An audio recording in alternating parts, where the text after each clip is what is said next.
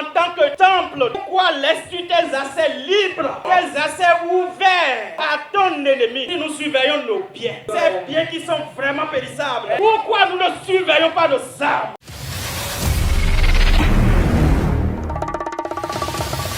EGFC TV pour la nouvelle naissance et la nouvelle adoration.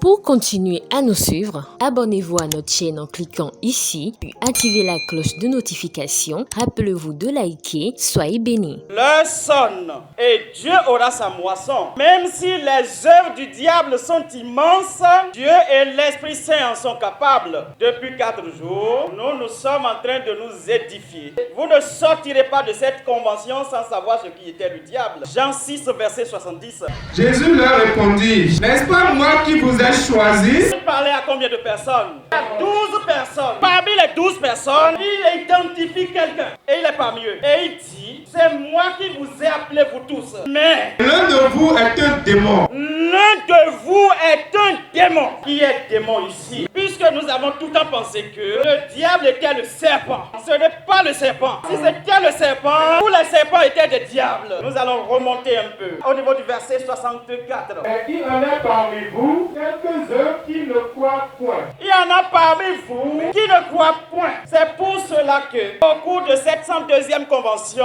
nous demandons à tout un chacun de faire le point à son niveau pour voir s'ils sont vraiment sur le chemin, s'ils ne sont pas en train de laisser l'accès au diable. Dès ce moment, plusieurs de ses disciples se retirent. Beaucoup de ceux qui le suivaient l'ont lâché. Quand les miracles ont laissé place à la vraie parole, ils ont commencé par le lâcher. Ils n'allaient plus avec lui. Ils n'allaient plus avec lui. Jésus dit au cercle restreint. Et vous, qui ne voulez pas vous aussi vous en aller? Est-ce que nous allons partir? Si nous ne voulons pas partir, ne laissons pas assez au diable. Ne laissons pas assez à l'accusateur. Ne laissons pas assez à l'esprit malin. Puisqu'il est ton adversaire, qu'il est ton ennemi. Et quand nous analysons bien, qui est l'ennemi de l'homme? Qui est ton ennemi? Quand je dis diable, tu regardes loin, mais c'est en toi. Ne le laisse pas prédominer. Toi qui, quand tu sors de l'enseignement, ce n'est que des œuvres de ténèbres que tu commandes. C'est toi qui as le diable en toi. Le diable, c'est lui qui est déçu. Et il en est énervé. Et il a dit, la place que j'occupais, personne ne l'occuperait. C'est pourquoi les Saintes Écritures disent, oh, malheur à la terre, et à tout ce que la terre contient. Le diable est descendu avec une colère immense, préjurant que la place qu'il a perdue, personne ne l'aurait. Voilà toi qui es appelé à occuper cette place. Sache que il ne te lâchera pas d'un seul trait, parce qu'il est infatigable. Luc chapitre 4 au verset 13. Si le diable s'est approché de Jésus pour le tenter, il sait que c'est lui qui va assurer le salut de tout le monde. S'il arrivait à atteindre Jésus, comment aurions-nous le salut? Lisez-moi Luc chapitre 4 au verset 13. La référence dit, il a laissé d'abord, quand le diable te tend un piège, le piège de l'impudicité, le piège du mensonge, le piège de la rébellion, et tu t'en sors, tu seras content. Mais il ne t'a pas oublié. Il cherche un accès à toi pour t'atteindre, pour te secouer, pour te ramasser, pour te chuter. La Bible dit, il est venu à Jésus, mais il n'a pas pu avoir l'accès. Il a tenté de toutes les manières et il le laissa d'abord, cherchant le moment le plus propice. C'est des moments de doute en toi qui constituent les moments propices. Des moments de manque de foi. Là où ta foi doit s'exprimer. Là où la parole que tu as comme lumière doit luire. Et tu plonges cette lumière sous boisseau. Les ténèbres vont t'atteindre. Le diable va t'atteindre. Pourquoi quand nous faisons nos maisons, nous ne laissons pas ouvert? Pourquoi? Puisque celui que nous ne voulons pas peut y entrer. Ce que nous ne voulons pas peut y entrer. Les intempéries peuvent y entrer. Si tu veux choisir ce qui aura assez à ta maison, tu fais des portillons solides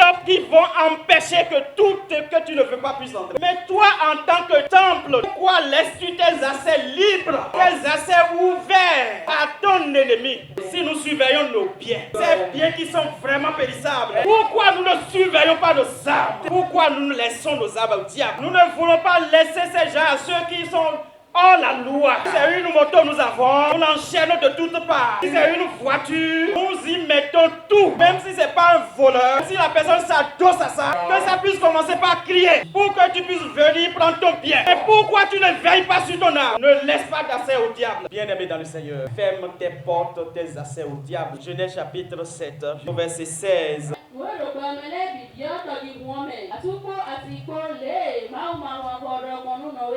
Oui. Oui.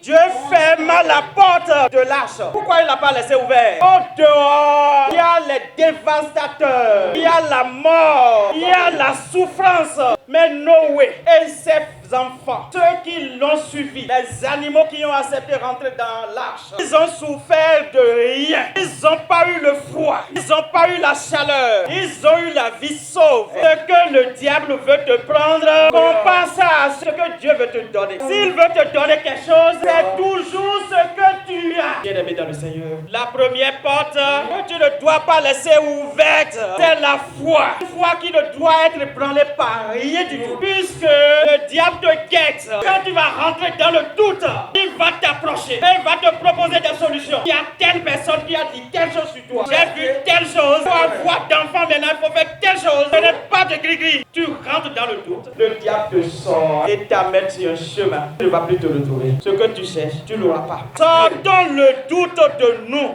Deuxième porte que tu ne dois laisser jamais ouverte, c'est que ne pas agir avec colère. La colère, ce que ça peut gâter sur l'homme, quelqu'un te fait quelque chose, ça t'énerve, c'est ton mari, c'est ta femme, et elle te fait quelque chose. Là où tu vas vendre, et quelqu'un te fait quelque chose, ça t'énerve. Tu gardes le lendemain, tu ne le salues pas. La colère dans le foyer ne fait aucun bien au foyer. J'ai vu des femmes qui, sous effet de colère, ils ont gâté tout ce qu'il y a dans leur maison en un seul instant. Mais quand tu te mets en colère et tu t'attaques à ta femme, tu t'attaques à elle, c'est pourquoi quand par la colère, tu attaques ton mari. S'il ne doit pas aller travailler, ce n'est pas la pauvreté que tu es en train de t'attirer. Quand tu gâtes tout ce que tu as dans la maison, tu casses télévision, les enfants vont regarder quoi? La troisième chose qui constitue une porte que nous ne devons pas laisser ouverte, c'est la vérité. Quand toi, partout où tu passes, on dit, quand il dit, c'est ça. Si c'est quelqu'un qui va passer de l'argent chez quelqu'un, il n'aura pas l'esprit de rendre. Ou bien, ça va amener problème entre eux. Comment allons-nous prospérer comme ça si des gens parmi nous ont les moyens, ils gardent sur eux? Parce que quand ils vont te donner maintenant, tu ne vas pas l'utiliser comme il le faut.